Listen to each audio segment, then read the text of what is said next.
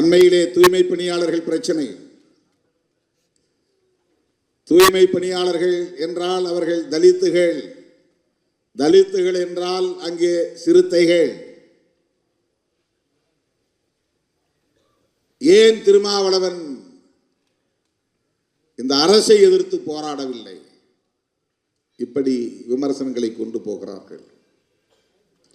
மூன்றாவது நான்காவது நாளே தோழர் சிந்தனை செல்வன் அங்கே போனார். ஐந்தாவது நாள் அக்கா நினைவு நாளை முடித்துக் கொண்டு நள்ளிரவில் நான் அங்கு போய் சேர்ந்தேன். 1 மணி நேரம் அவர்களோடு இருந்தேன்.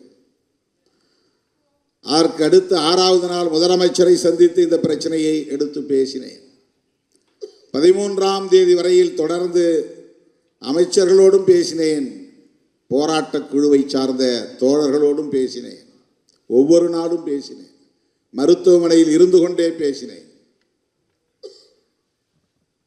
அவர்களை பணி நிரந்தரம் செய்ய வேண்டும் என்று நாம் அவர்களின் குரலோடு இணைந்து சொன்னாலும் கூட ஒரு உண்மையை நாம் புரிந்து கொள்ள வேண்டும்.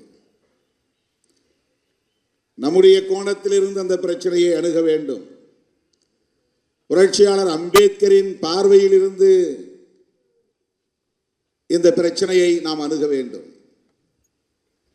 இவர்கள் குப்பை பொறுக்குகிறவர்கள். சொல்ல போனால் தூய்மை பணியாளர்கள் என்கிற சொல்லுக்கு இன்னொரு பொருள் குப்பை பொறுக்குகிறவர்கள், குப்பையை அள்ளுகிறவர்கள்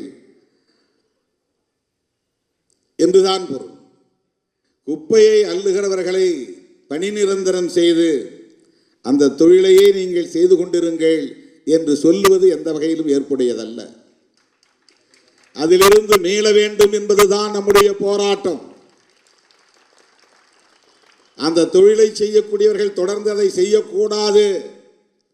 மலம் அள்ளுபவனே மலம் அள்ளட்டும், சாக்கடையை சுத்தம் செய்கிறவனே சாக்கடையை சுத்தம் செய்யட்டும், குப்பையை அள்ளுகிறவனே குப்பையை அள்ளட்டும் என்கிற அந்த கருத்துக்கு இது வலு சேர்ப்பதாக இருக்கிறது.